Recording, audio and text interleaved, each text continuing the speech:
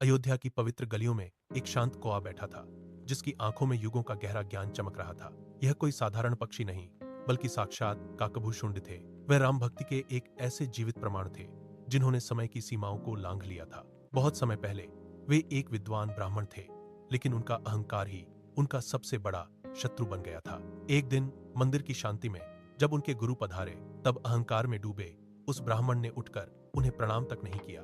इसी अनादर के कारण आकाश से भगवान शिव की भयंकर गर्जना गूंज उठी थी। क्रोधित महादेव ने उन्हें सर्प योनि में जाने का कठोर श्राप दिया, लेकिन गुरु की करुणा ने उस दंड को वरदान में बदल दिया। कई जन्मों के कठिन चक्रों से गुजरने के बाद अंततः उन्हें कौए का यह साधारण शरीर प्राप्त हुआ। इस रूप में उन्होंने सांसारिक मान, अपमान और अहंकार को पूरी तरह त्याग दिया। उन्होंने अपना अस्तित्व केवल राम के निरंतर जप में विलीन कर दिया। उनकी इस निस्वार्थ भक्ति का प्रभाव ऐसा हुआ कि उन्हें काल के पार देखने की दिव्य दृष्टि प्राप्त हो गई और वे अमृता के साक्षी बन गए। एक दिन बालक राम आंगन में खेलते हुए उनकी ओर बढ़े। काकभूषुंडी कौतुकवश उड़कर दूर जाने लगे, लेकिन उन्होंने देखा कि राम का कोमल हाथ उन्हें पकड़ने के लिए हर दिशा में फैला हुआ था। वे ब्रह्मांड की अंतिम सीमाओं तक ऊं गए, पर राम का हाथ साये की तरह उनके पीछे ही था।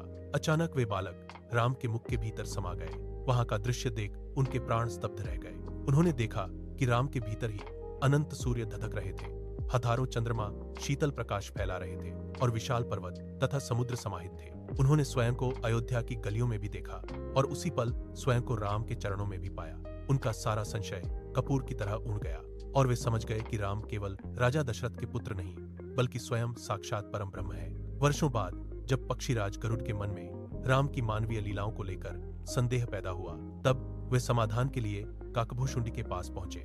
काकभूषुंडी जी ने अपनी दिव्य दृष्टि से उन्हें संपूर्ण राम कथा सुनाई और बताया कि भगवान केवल प्रेम के वश में होकर ही मानव रूप धारण करते हैं। गरुड़ जी का सारा संशय मिट गया और वे नतमस्तक हो गए। आज भी काकभूषुंडी जी कहीं न कहीं राम नाम का अमृत पी रहे हैं। उनकी यह अमर कथा हमें सिखाती है कि अहंकार का त्याग ही सच्चे ज्ञान का एकमात्र द्वार है।